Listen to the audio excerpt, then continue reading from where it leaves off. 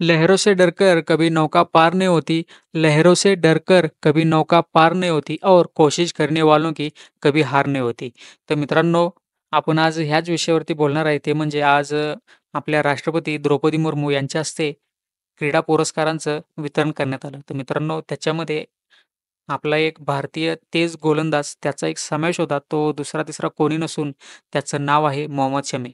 मित्रांनो, मोहम्मद शमीलाच का हा पुरस्कार देण्यात आला त्याच्याबद्दल आपण थोडंसं जाणून घेऊया. मित्रांनो, आपण बघितलं असेल तर मोहम्मद शमीचा जर जीवन प्रवास बघितला, तर हा आपल्यासाठी एक प्रेरणादायी आहे. मित्रांनो, आपण बघितलं असेल तर त्याला त्याच्या खाजगी आयुष्यात त्याची पत्नी हिच्याकडून खूप सारे आरोप झाले आणि त्याला मानसिक तणावातून जावं लागलं. मित्रांनो, आपण बघितलं असेल तर त्याने चक्क हे स्पष्ट सुद्धा केलेलं आहे. त्याने सांगितलं, की त्याने 2 ते 3 वेळा आत्महत्येचा प्रयत्न सुद्धा केला. पण मित्रांनो, त्याला त्याच्या घरच्यांनी साथ दिली आणि तो आज इथपर्यंत पोहोचू शकला.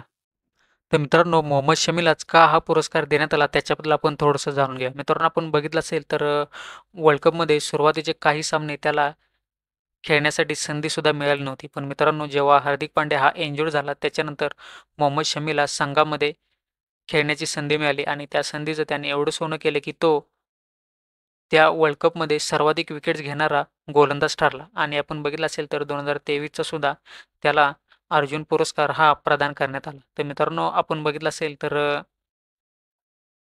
खूप छान पद्धतीने त्याने त्या वर्ल्ड कपमध्ये न्यूझीलंड असेल, साऊथ आफ्रिका असेल, इंग्लंड असेल, एका खूप मोठ्या-मोठ्या टीमच्या पुढे त्याने जबरदस्त परफॉर्मन्स केला आणि आपण बघितलं असेल तर चक्क 5 विकेट्स ह्या त्याने 3 वेळा घेण्याचा एक विक्रम केला आणि मित्रांनो, आपण बघितलं असेल तर तब्बल त्याने त्या वर्ल्ड कपमध्ये 24 विकेट्स घेण्याचा एक रेकॉर्ड त्याच्या नावावरती आहे. तर मित्रांनो, खूप छान पद्धतीने मोहम्मद शमीने आपल्याला त्याच्याकडून आपल्याला खेळ पाहायला मिळाला आणि एक जबरदस्त अशी बॉलिंग अटॅक त्याच्याकडून पाहायला मिळाली. तर मित्रांनो, जर व्हिडिओ आवडला असेल तर नक्की लाईक करा, शेअर करा आणि तुम्ही जर आपल्या चॅनलवरती नवीन असाल तर आपल्या चॅनलला सबस्क्राईब करायला विसरू नका. तर मित्रांनो, लवकरच भेटू आपण नेक्स्ट व्हिडिओमध्ये. तोपर्यंत जय हिंद, जय महाराष्ट्र.